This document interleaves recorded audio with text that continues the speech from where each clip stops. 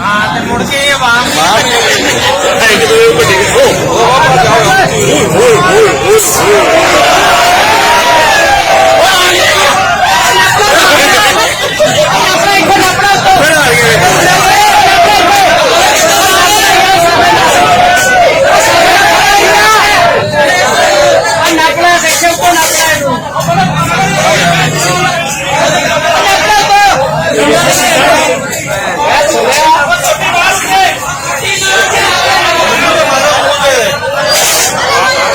बंदा फड़ी जाता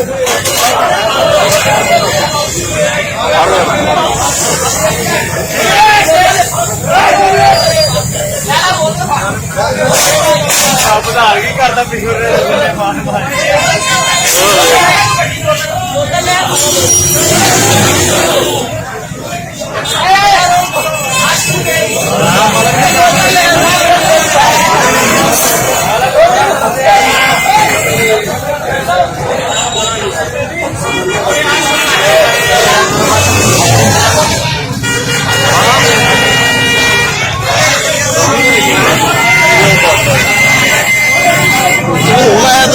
सुनाई